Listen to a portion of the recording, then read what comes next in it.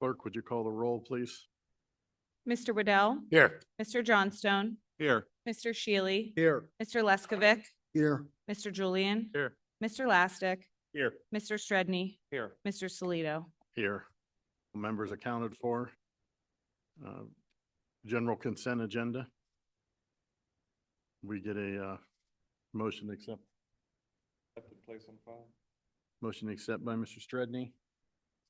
Second by Mr. Waddell. All in favor? Consent agenda is passed.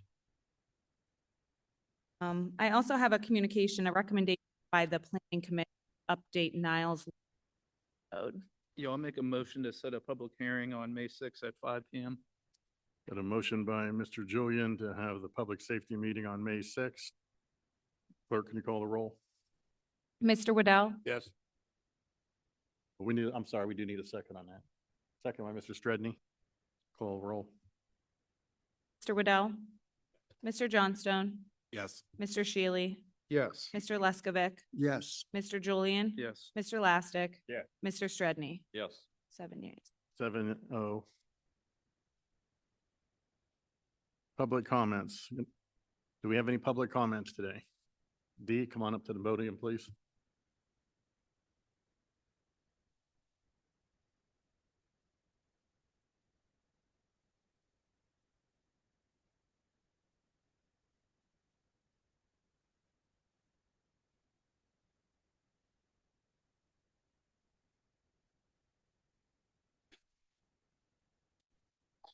Received my electric bill today. I want to know why. Electric is 22 days, but my water and sewage is 29 days. Mayor, why do we have the discrepancy with the days? The electric was probably catching back up from those high amount of days that we had discussed a couple months ago. So as we said, if there's a high electric read due to the manual reads, typically the next month or so will be a lower one because it's now all caught up. The water, sewer is all read electronically, so that can be set at a certain duration. It's like a sign.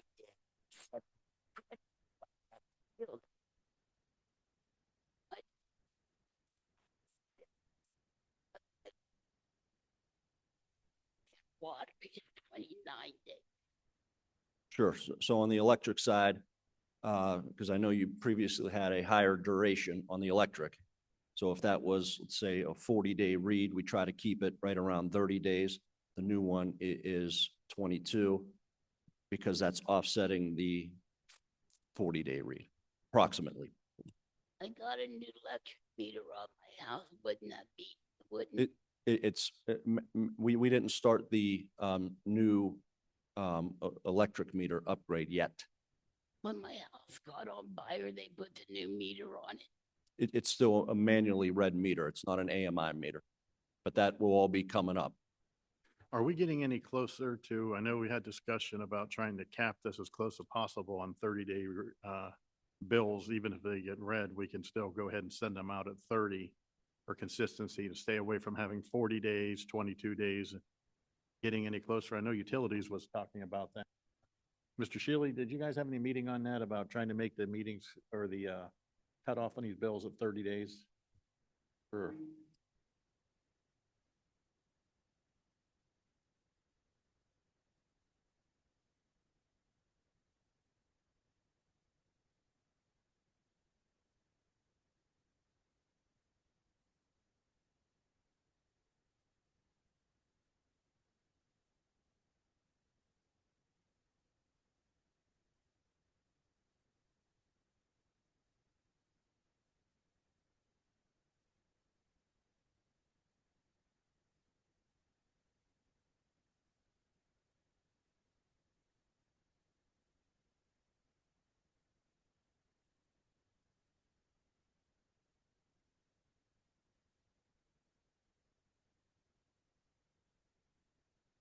we also had a meeting Mr. Shealy, myself, the mayor, and the service director about what we can do to assist in that process, right? So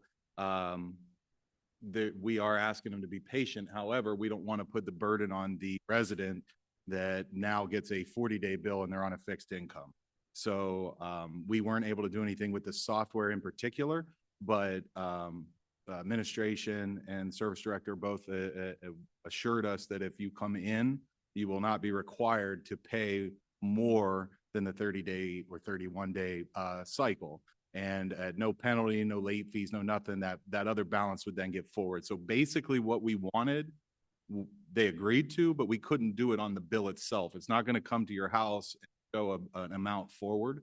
But if you are one of those people that have a fixed income, we are sympathetic to that, and they are willing to work with them on those hardships. I know it's a work in progress. Mayor, do we have a time frame approximate of when we expect the new meters to all be in place? Hopefully the project starts by the end of the year. We had just got all of our financing through AMP Ohio, so all the financing is in place. We had an initial meeting with the representatives from AMP Ohio, and we're still moving the process. So it's my hope that we do commence this before the end of the year. But again, back to that 22-day read, like we said, when we do get behind on the manual reads, that's when you do see a higher duration that may push beyond the 30-day. As we've always said, once we catch up, and that is proof that they're below the 30-day read, the 22-day read. So they are all caught up, and we're not going to charge her above 32 days. We're going to keep it within that, I guess, 60-day time frame now. 30 is the barometer, but it's going to be give or take once in a while. But for the most part, that'd be the exception of the trying to keep it 30 as much as possible. Yeah, the benchmark is, we've always said this, we try to stay between 30 and 35 days. At times, due to weather or staffing, that may push it up. But then the net following month, you will receive that lower duration because they are now all coming. I could, just to be clear, what we talked about in this scenario, you got a 40-day bill and you have a hardship, you can come in and you can work with billing. They'll pay that 30, that amount balance will get forwarded for the remaining 10 days. So when you get your 22-day bill, that forwarded amount will be on there, and it'll be like paying a 30 and a 30. It's the exact same thing of what we asked for. We just couldn't show it on paper. That's right. Correct, yeah. At the end of the day, you're paying for each day that you use utility service. If it pushes beyond, like you said, that 30-day mark, simple phone call or stop in the city building. And we have always done those hardship cases, and we have no problem with treating this the same. Any other public comments? Yes, you can. Can you come to the podium and state your name, please?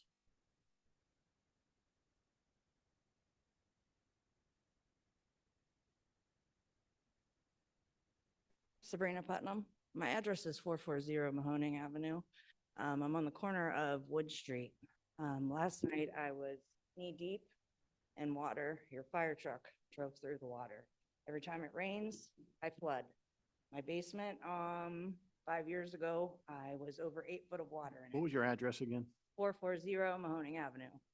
Always floods. I bought my house 9.5 years ago. About 5 months after I bought my house, 3 big concrete underground holding tanks were dropped in my yard. 1 got placed. The other 2 got picked back up by the construction company because there was an existing gas line where the other 2 were supposed to go. So you guys had a idea of how to fix it, but haven't done anything since.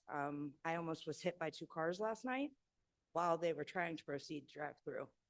I'm afraid somebody's gonna drive through my house and kill one of my family members because of your guys' sewer systems. It's no longer backing up into my house. I had A to Z come in and make sure my flappers were good, so I no longer get raw sewage in my basement. I have plenty of photos over the last 9.5 years, if anybody would like to see them. I also have your fire truck driving through the water last night and pushing it up into my exhaust on my vehicles. So I don't know. I'm here to try to figure out something because I'm ready to put a for sale sign. I want to fix my front porch. Can't fix my front porch because it floods every time it rains. Now, what did you say with the fire truck? The fire truck drove through it and pushed the water up into my yard and into my vehicles, into my driveway. I have pictures. I have a video. My daughter took a video of it last night. If anybody would like to see it, I put it on Niles Nation also. Frank, I So- think that's your ward, right? No, that's, That's been a problem for a long time over there with flooding. Anytime we get heavy rains, it hits it pretty hard over there.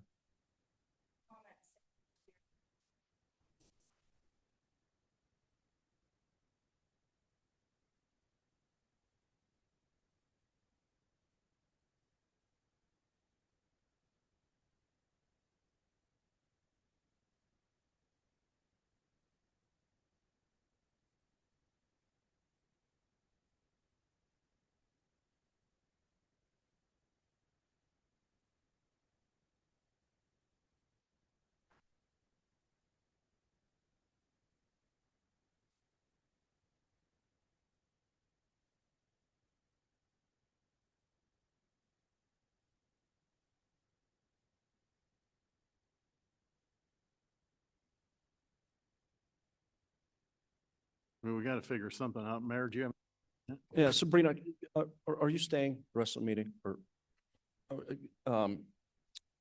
After the meeting, can you get with myself, the service director? I'd like to set something up with you and make sure the right players are all meeting with you about this. Well,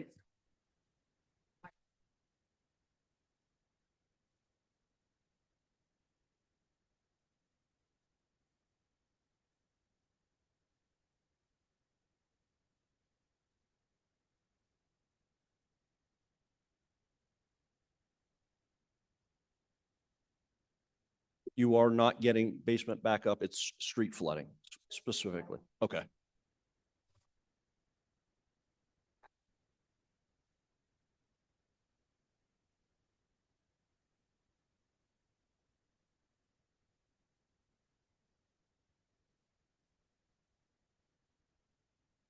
well, s-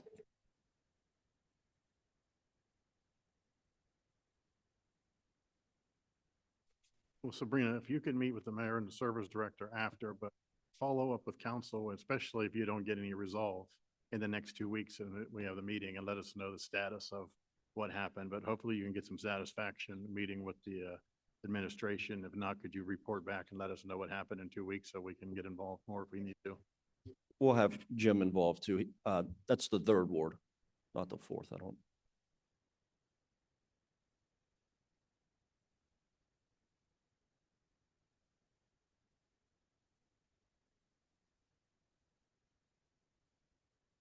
Any other public comments? Hi, ma'am. Could you state your name for the record? Lisa Cricks, 1427 Shaw Avenue. I want to encourage all of you to go back and listen to the city council meeting from October 1st, 5, specifically the minutes between 32 and 38, so that you have a better understanding of my thoughts. I'm sharing this. I feel anger that we were lied to. I feel grief that we had to mourn the loss of more trees that were home of deers, turkeys, squirrels, fox, possums, raccoons, skunks, owls. I don't understand the point of being asked to come to the city council meeting 2 years ago to discuss the zoning changes happening in our backyard. When we came to speak to you, you listened to our concerns. Afterwards, you shook my husband's hand, telling him how keeping the natural tree line was important to protect our homes from sound and light pollution. Then in the fall of 2025, removal of the trees began. I could not look at the destruction when I drove past on 224. I'm sure you all drove by. I am not sure if you saw dollar signs for the progress of a new development or empathy for all the homes that were exposed to the road. It was a shock, but we were able to come to terms with the changes. We came to the October 1st, 2025 City Council meeting to express our concern. It was discussed that the natural tree line was to be kept with how it was, with the dealership keeping part of its natural tree line up, but also include a mound between the dealership and their natural tree line. The city council members who spoke during that meeting thanked us for being understanding, how the property owner wanted to make sure his new neighbors were happy, all discussed the need for the mound and natural tree line. In fact, at some point, the mayor was on Shaw Avenue promising that we would be taken care of. Well, this past Saturday, when I saw more trees being cut down, I went up there to stop them. At least the guy with the chainsaw was man enough to tell me to my face those trees were coming, whether I liked it or not, because the property owner wanted them down. He started the chainsaw in my face and told me I was risking my life if I chose to stand on private property. I lost all faith in any words the city of Niles told us. I thought maybe the tree cutters were making a mistake, but it was no mistake. They were ordered to cut down the trees up to the property line. So now the dealership did not keep the natural tree line on its property like we thought they were going to do when we left the October 1st meeting. You guys are going to try to sell me how great this beautiful mound with trees, grass, and a soundproof fence. Here's the thing. I trust nothing now that you say because everything you said over the last 2 years, nothing. I regret not finding the zoning more in the beginning. I regret not calling your offices weekly to see if changes had been made to the plans because I knew of none since October 1st. I regret thinking my elected officials would be able to follow through on their job duties. And I regret being so naive to think words and handshakes meant anything in this room. Ms. Cricks, a couple of questions for you before you go. I will tell you this, right off the rip, it is not acceptable for any contractor or city employee to disrespect a citizen in there, to wave a chainsaw in your face and tell you the way it's going to happen. And I'm going to hope that the law director will look into this because there's no way that we're going to have people menaced or harassed or talked to in that manner, regardless of what the process was taking place. That's a second issue, whether that should have happened or not. But the first part is there's no way that somebody talks down to you that way, nor will we accept that. And that will be addressed. Now, the second part is of your concern, and I'm going to let some of the people that was more involved in it. I know you had met with the mayor about this. I wasn't in on this meeting when you guys met initially. But we was told there would be the berm, 10-foot high berm, and my understanding is there is going to be trees placed in there. Now, hear me out. I know it's not exactly what you was told, but there is going to be the berm, and then there's going to be, I want to say, 16-foot trees placed into the berm, as well as evergreen trees, which won't lose their leaves. That'll be on the slope part to give more, as well as that it will bring the water out. Now, I guess what the contentious issue is as well, and speaking with others up there, is 16 foot is not believed is quite high enough to give you the privacy that you was expecting initially. So I think that we can look at and find out if the 16, if we can increase that to, I think your husband told me 20, 24 feet, something of that speed would be more acceptable. I don't know the logistics when it gets into arbor type issues to find out if that's something that can happen. But if it's only a matter of getting a tree 4 to 6 feet higher, I don't see any reason. It's not going to bankrupt anybody. It's not going to harm your neighbor, and it's going to give you peace. So I don't see any reason why we can't look into that issue. But so I'm going to let some people that were involved in this speak on this as well. But I really have an issue with somebody talking down to you that way. And I want to find out who that was, and we need to have discussion with that person because that's not how we do business. Hey, Doug, her husband, Michael, reached out to me. We had a conversation. We set up Monday a meeting with Duke and Housing and Zoning, as well as with the mayor. There is going to be, it's going to be closer to probably 21 foot. When it's all done, I do have the site plans. If you guys stick around after, I'd love to go over that with you and be able to share some of the information that Duke gave me as to what that's going to look like now. I do echo his sentiment as far as threats shouldn't be tolerated. Those are not city employees, though. Yeah. And Aaron, I will tell you this, the 20 foot in talking with Mr. Cricks, and now we're a little more in the ballpark. So I think it's starting to get a little more closer to what they were looking for. They do feel like they were deceived initially, but we still can come back and fix this to a point, which it appears we're going to do. There, I don't want to classify as this not deceived. I will tell you that promised a 50-foot natural tree buffer. However you want to classify it, It is up to you, and they're not going to have that. So I think her feelings are justified in that nature and why she feels that she has been lied to and deceived, if that's the term you want to use. It's They're sold a not prod- going to be sold a able to put product. back 100-foot old natural trees. I mean, we're not implanting redwoods. So if anyone tells you anything other than that, they're lying to you. I do know that there are limited natural tree line that's left. It's not great.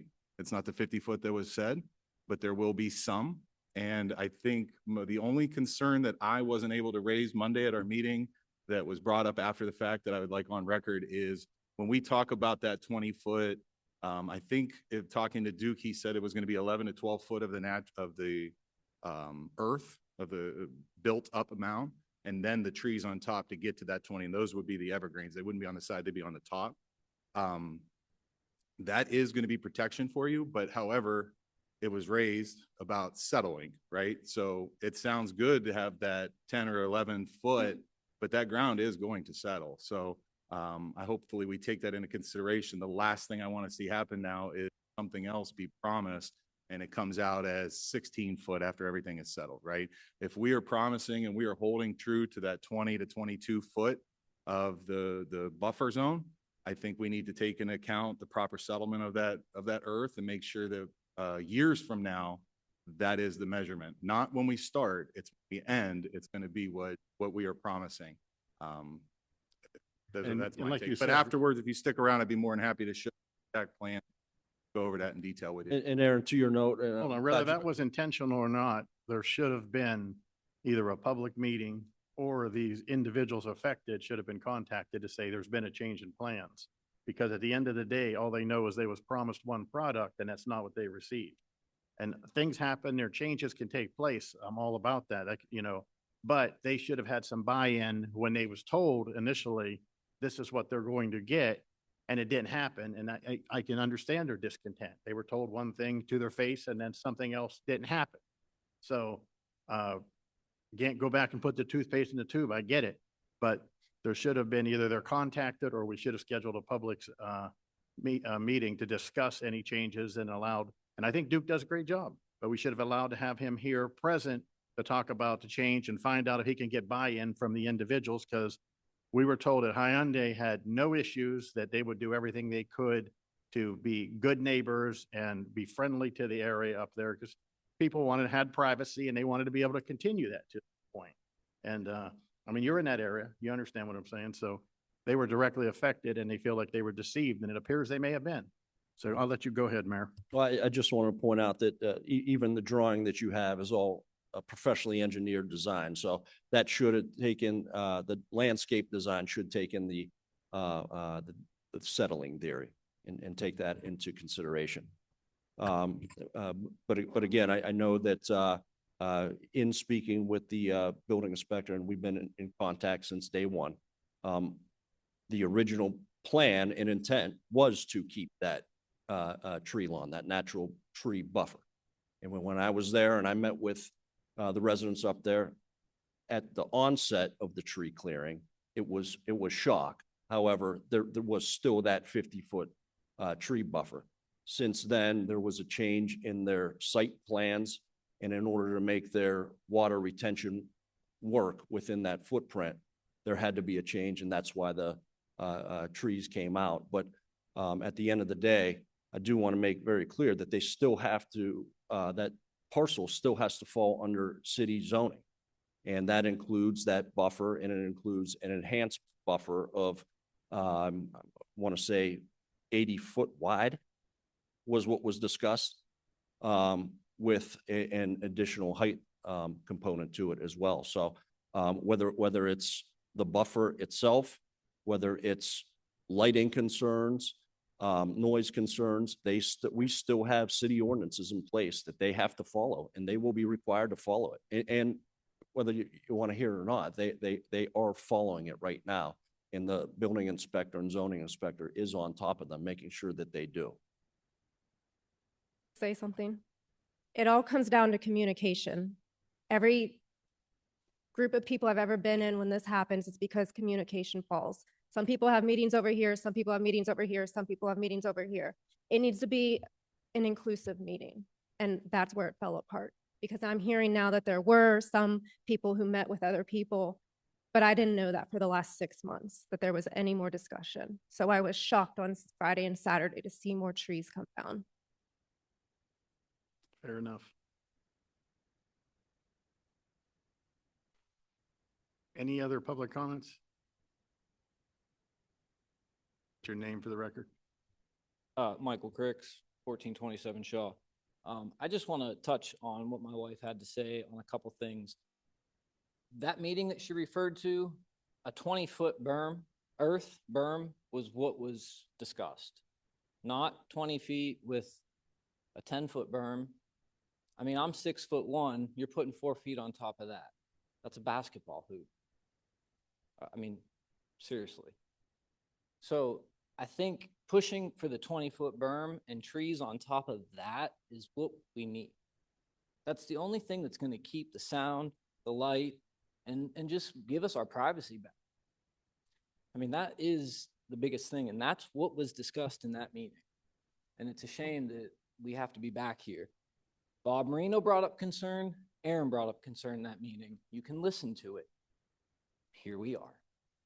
Those were the concerns that they brought up, that they had, but yet here we are discussing it again. So, and again, you know, you guys hear it, and it's like, we're not trying to be difficult, but again, what's the point of sending letters, giving us an opportunity, discussing it, going through it all for it just to get changed? And I know changes happen. I'm involved in major projects with my job, data centers, wastewater treatment plants. Things change, okay? But it's usually communicated. And I don't think that was communicated, okay? Even if it wasn't to us, to the rest of your council, okay? So just please take that into consideration. We lost all of our privacy. We have a state route that is now exposed. We're gonna have a dealership. I mean, the get-go when it put in and the digital billboard lit up the woods, and that's 500 feet from us. So it's just, it's gonna affect us. And I hope all you guys can understand that and would try to respect your residents' wishes. Make sure that I'm perfectly clear. It will absolutely affect. There will be a change in your everyday life. And if someone tells you different, they're lying to you. How do we mitigate that the best we can, right? And I think talking with everybody up there, I have not met anybody who thinks they live next to Mill Creek Park, right? We understand that this is an undeveloped 422 commercial property. When you purchased or built your homes up there, you probably weren't thinking long-term that that could be developed, but it is a possibility. And here we are today. So I'm excited for the dealership to come in. It's a positive step forward for the economy of Niles, especially that portion of 422, as we start to see a lot of commercial property move out 46 and away from 422 to have someone come in. It's positive. However, I do think we're starting to get off on the wrong foot. Okay, promises were made. We're trying to calm down the residents that are going to be affected. And the worst thing you can do is start off on the wrong foot like this. To your wife's credit, it then sows mistrust. And so I want to make sure that I'm perfectly clear. It will absolutely be life-changing up there. It's never going to be like it was before. But what can we do now, right? So if we want to keep talking about what to do, it's already past that point. How can we mitigate it? How can we make it an easier pill to swallow, more comfort, more in line with what you had? I think your request is not unreasonable. Well, there just think needs to to be get the you- push. There just Right. needs to be the push for the berm. You guys can make that happen. Well, I think on top of that, I think you have a good point of getting a true 20-foot. And there was discussion of having those walls also placed up. Collectively, as a neighborhood, don't want the wall. They don't want the wall? No, we would like, I don't know how many times I have to stress, we wanted the natural tree line. I don't understand why there can't be a wood line, a berm, trees on top of the berm. I mean, that's way more cost effective than a wall or a fence, and it's gonna work better. You just want the true 20-foot. Yeah, I mean, it has to be. And anything's gonna settle, no matter what. Any type of considerations are taken, it's gonna settle. So we have to get something more. I mean, it just has to be more. It just, To your point, ordinance requires 15 feet, and that can be any combination, right? That could be a 5-foot earth with a 10-foot tree. They are going above and beyond that. I know, Duke, that is part of this agreement, is to get to that 20-foot, but how do we get there is, I think, your question, right? We're not talking about 10-foot mound and 10-foot trees. We're talking how much of that earth, that is the sound deadening material. That is the true separation between commercial and residential property. The trees are helpful. And actually, those evergreens will be far more helpful than your natural tree line. But the earth, I think, is what we're talking about. If they're committed to the 20-foot or 22-foot, I think is what Duke said, that how we get there is, I think, what am I understanding it correctly? yes, we would prefer. More earth than tree More on earth. in that equation. Yeah, I mean, You're not looking to have 22 feet counting 10 feet of the berm, meaning only 12-foot trees, correct? The true 22-foot, you don't want 10 foot of that being the berm and you only got a 12-foot on the tree. yeah, yes. I mean, 10 foot's nothing. My ceiling in my living room's 12 feet, guys. This is probably 15 feet in here. I'm not trying to be difficult here, but let's be real about this. And 422 is very loud. I'm sure Terry can let you guys know about that more, but that natural berm, the earth, is what is going to stop a lot of that noise. I know that for a fact. Again, working with Amazon Data Center, they were required to put a berm up between a neighborhood and their center, and it was over 20 feet. So I know it's done, guys. I know it's done in other cities. I just don't know how you got to get there, but there has to be a solution. And that's all. And this goes way back to the zoning. We could have fought that zoning. Somebody else could have purchased the property and kept it residential. There were a lot of options. I let my foot go off the gas pedal, and that's my fault. But I wish that we can try to come to some kind of agreement here and get this situated. Keep you updated. Any other public comments?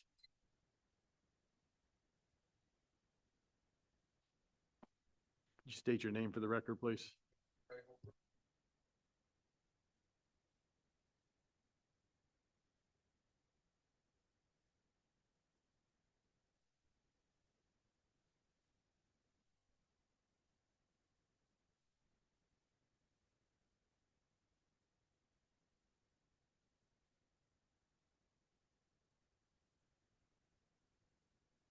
And like I said, my property is going to be impacted the most because my property runs a lot right alongside that dealership. And they've cut all them trees down, and there was supposed to be a tree line there, and they came Friday and Saturday, completely eliminated all that. Now I can see clearly through there, and then you're talking about a retention pond. Where are they going to put that at? Because like I said, my property butts right against, other than, the buffer, wherever that's going to be. My property buffer, bumps right against it, and I'm going to be affected. Like before, it used to be nice and dark back there. Now I can see everything coming down 422. I can see all the lights and everything. That house is straight across. I never used to see that, but now I see it now, and they just cleared everything out. And it wasn't so bad before, which I accepted it. But then, like I said, they came Friday and Saturday and cleared out a bunch more trees. And like I said, I don't know for a fact that they crossed the property line because I see the marker back there. I can't look if that is my property line. And they come over that and cut. So I can't get back there. It's so wet, all this water. Plus the fact that when they put that in, is there going to be a runoff or something like that? Because I already have a problem with water running off my property. It goes in the back of my yard and goes down the neighbor's yard, and they got little ponds down. And there's a problem with the pipe there. It's clogged up. So with this, it's going to cause more problems, which I don't know. Like I said, Mayor, could you answer the question about the retention and the water issue you talked about? I'm not sure, but ultimately it should help because of the retention. And I will just add this to any one of the residents here. The building inspector, I know he has spoken to most of you, and he is more than willing to take phone calls, to have individual meetings with each and every one of you about site plans and ongoing progress and buffers, and et cetera. So please feel free to reach out to Duke Wheeler. He's our CBO, and he will gladly talk to you, inform you, and keep you abreast of the developments taking place. And furthermore, he is on site and has been on site all week since the site work has actually started. Could you give him Duke's phone number? I don't have it on. If you stick around after the meeting, I'll get it for Well, the last time I was here, they said that, well, the last president of the council, he said there was gonna be like a 40-foot buffer. And it don't look like a 40-foot buffer to me. So, I don't know how that's gonna work. So someone in that too. But to me, it looks like it might be just 20 foot, that much closer to my property. So that's all I gotta say, Hang around though, and you'll get that phone number from Duke, so he can keep you abreast. And then if you could as well, come back in the next 2 weeks and let us know which satisfaction or lack of it you got, if you could do that. Any more public comments?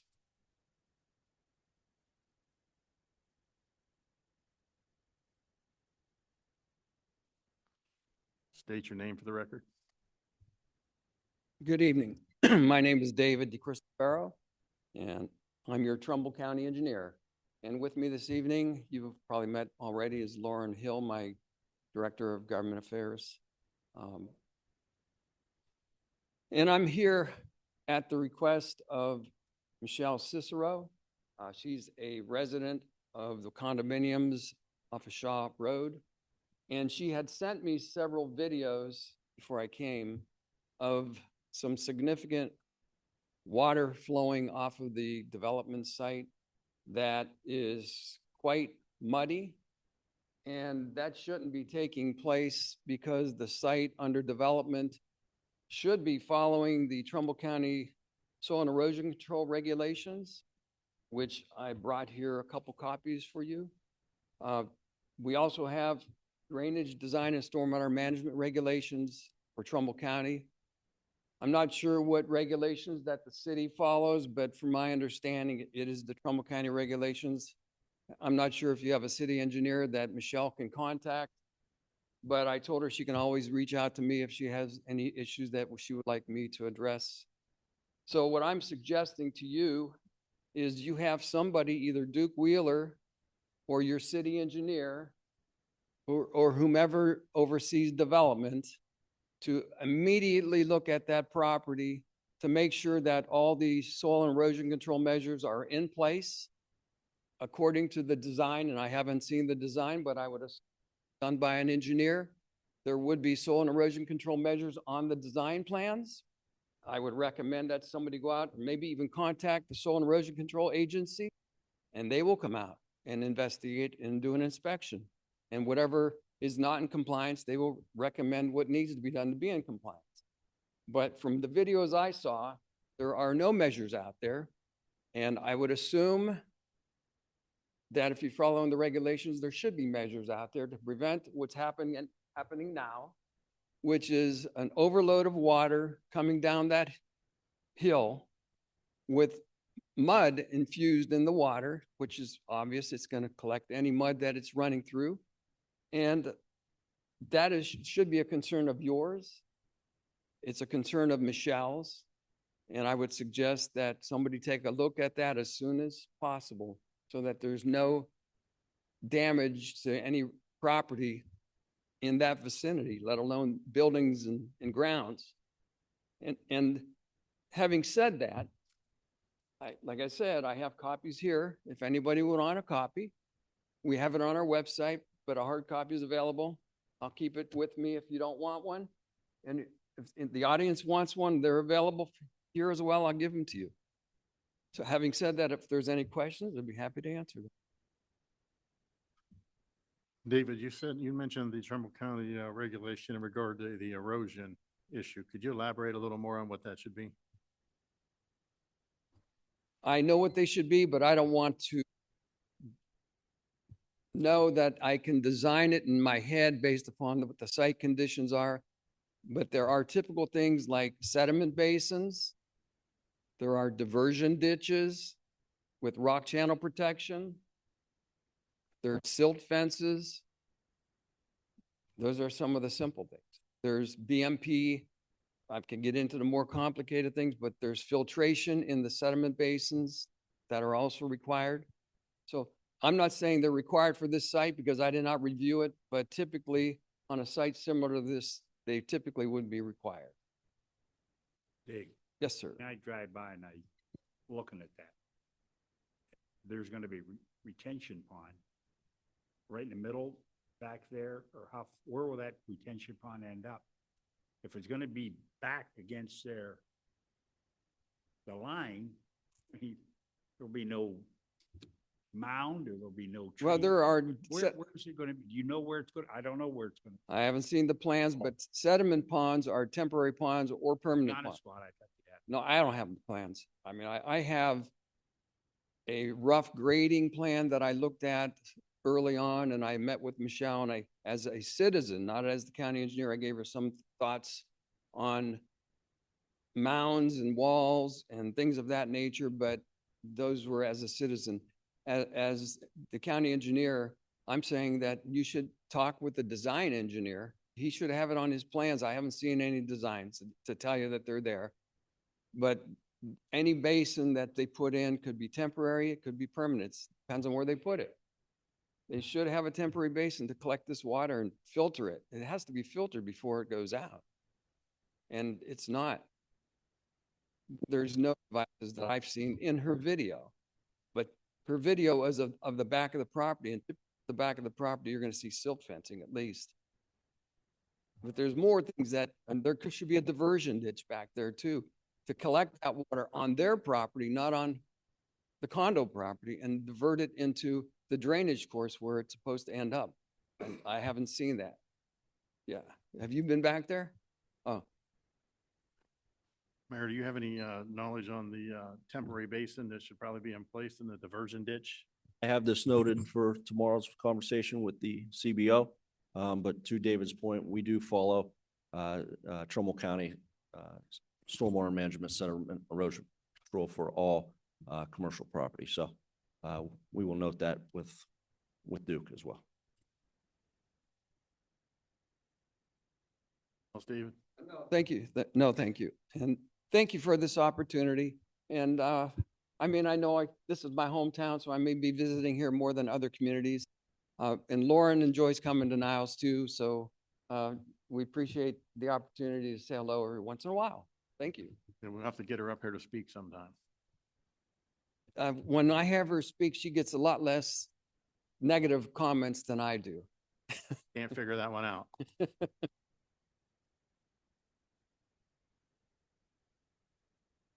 For the record, Duke did share the site plans. I have them here tonight if anyone on council or in the audience would like to see them after. I did bring them.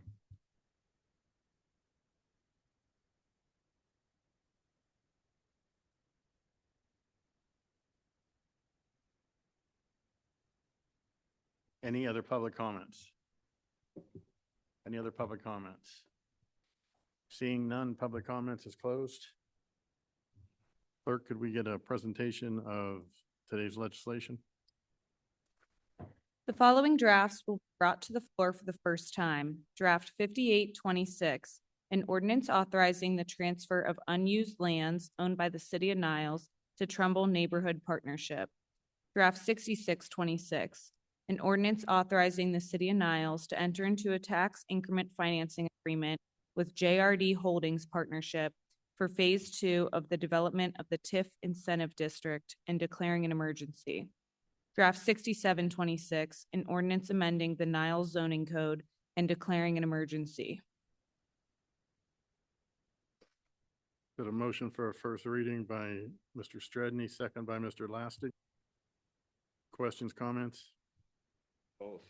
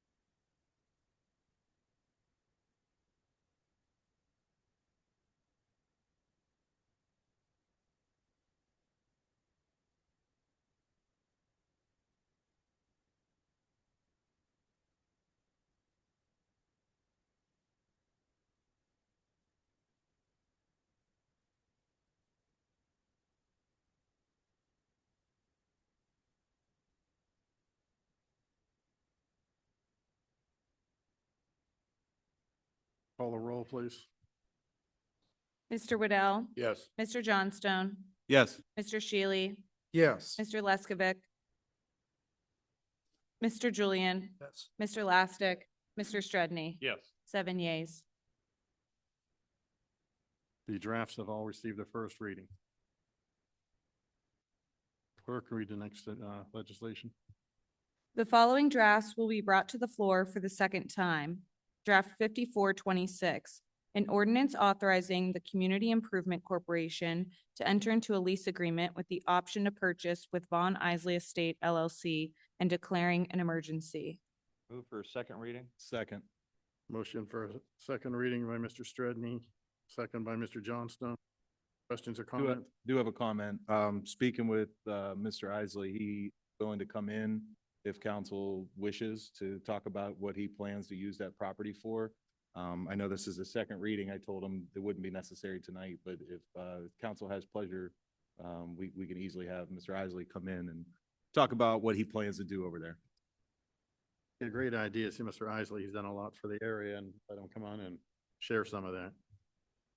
Clerk, call the roll, please. Mr. Waddell, Yes. Mr. Johnstone, Yes. Mr. Shealy, Yes. Mr. Leskovic, Yes. Mr. Julian, Yes. Mr. Lastic, Yes. Mr. Stredney. Yes. 7 yeas. Draft number 54-26 has received its second reading. Clerk, next piece of legislation, please. The following drafts will be brought to the floor for the third time. Draft 3826, an ordinance authorizing the service director to approve and authorize the execution of the Bright Mountain Solar Schedule with American Municipal Power, Inc., and taking of other actions in connection therewith, and declaring an emergency.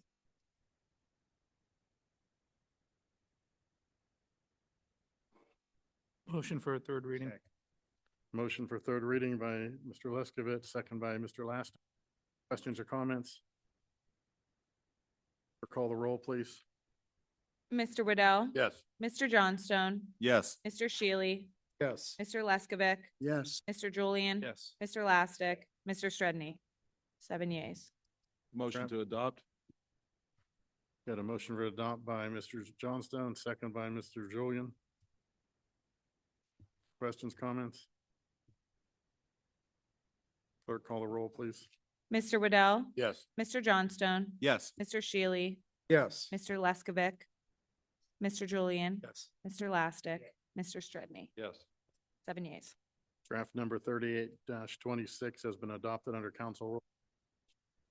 Clerk, could you read today's consent agenda, please? The following drafts will be part of the consent agenda passed together with 3 readings and adopted as an emergency. Draft number 5526, an ordinance repealing ordinance number 3926. Draft number 5626, a resolution temporarily waiving the permit fee for citywide residential garage or yard sale. Draft number 5726, an ordinance authorizing the disposal of numerous parts and equipment from the fire department to be sold by internet auction on GovDeals as they are no longer needed for any municipal purpose by the city. Draft number 5926, an ordinance authorizing the appropriation of funds from the unappropriated water fund for refund due to failed water meter hardware. Draft number 6026, an ordinance authorizing the appropriation of funds from the unappropriated park fund for tree removal. Draft number 6126, an ordinance authorizing the appropriation of funds from the unappropriated park fund for paving of parking spaces on Sharkey Drive. Draft number 6226, an ordinance authorizing the purchase of MDT replacements for the Niles Police Department through state purchase. Draft number 6326, a resolution authorizing the submission of grant applications for year 2026-2027 grants under the CDBG Community Development Allocation Program. Draft number 6426, a resolution authorizing the mayor or service director to prepare and submit an application and enter into agreements with the Appalachian Regional Commission to become eligible for funding assistance for a water line replacement project. Draft number 6526, an ordinance authorizing the appropriation of funds from the unappropriated sewer fund to contract with Z-Tech Builders for emergency stormwater sewer repair. Motion to suspend and adopt. Second. Motion suspended adopt by Mr. Johnstone, second by Mr. Stredney. Any questions or comments? Clerk, call the roll, please. Mr. Waddell? Yes. Mr. Johnstone? Yes. Mr. Shealy? Yes. Mr. Leskovic? Yes. Mr. Julian? Yes. Mr. Lastic? Mr. Stredney? Yes. 7 yeas. 7 yeas, any reservations? Consent agenda has been adopted under council rules. Today's legislation. Miscellaneous comments. Mayor? Thank you. The only comment I have is longtime city employee, Mr. Dave List, a happy retirement. Dave's been a 40-plus years employee at the city of Niles, specifically in the light department, and served as lineman, sub-tech, assistant superintendent, and superintendent over the last few years. So I do want to recognize Dave and everything he's contributed to the city of Niles. Wish him a happy retirement and best of luck in all his future endeavors. That's all I have. Mr. Auditor? No comment. Mr. Treasurer, I'm sorry. Go ahead. Mr. Safety Director? Mr. Service Director? Chief? Mr. Waddell? Mr. Johnstone? Yeah, I have one thing. While we were out, I had the opportunity to attend the local elected officials conference down in Columbus, several others.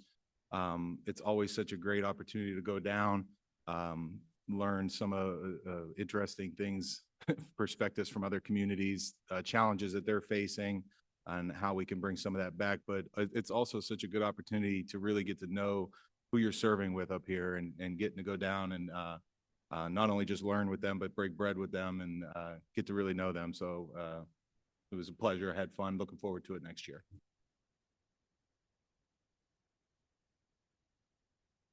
Mr. Shealy? Yes, I just want to share again, like I did last night at Dems Club meeting, about our CRA. This is a great thing that we have passed here. It's for businesses, residents, pretty much anybody wanting to upgrade their properties. It's a great opportunity for you. Currently, the company that I work for, Jetstream International, is investing a significant amount of money into our electrical system down there. I had the opportunity to sit in on meetings with Mr. List, who now retired. Congratulations to him. And also, I sat in with our engineers and I shared with them about the CRA, explained everything to them, had them contact Matt Durno, and Matt helped them through the process, and they've now submitted their application. But this is a great opportunity for the people, the community. If you're going to do any significant amount of upgrades to your properties, this will not have a huge impact.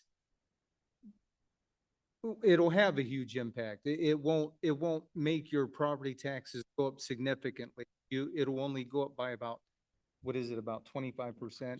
So you get a 75% abatement on your improvements for 15 years, correct, Aaron? So they've now implemented that with where I work at. They have submitted everything, and Matt said it looks good. But this is a great opportunity for the residents of Niles and our business.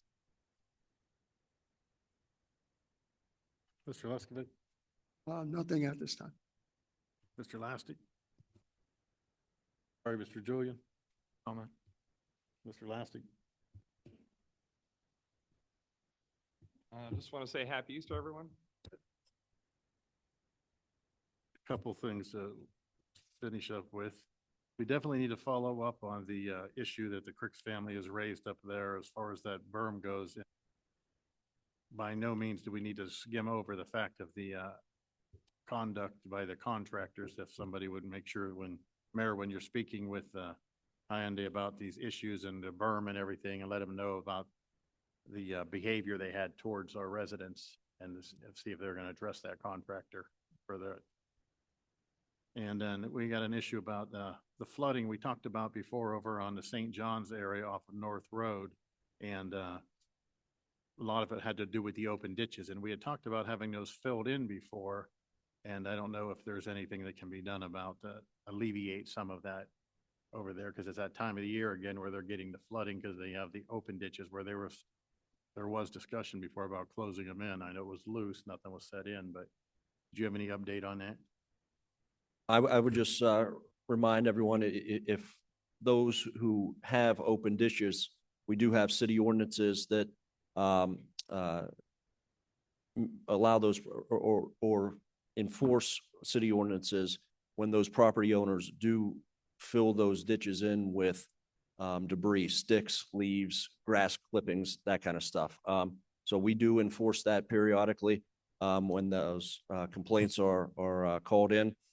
So reminder to those residents who do have open ditches, those are there for a reason to help the water drain, and please make sure those are free and clear of debris. If they are not, please contact zoning, and we will take the necessary steps to make sure that those are cleared. So if the ditches are clear and they're not draining enough, contact the city and they can see if they need to. Okay. That's all I have. Motion adjourned. By Mr. Stredney, second by Mr. Lastic, all in favor? Aye. Motion's adjourned at 6:57.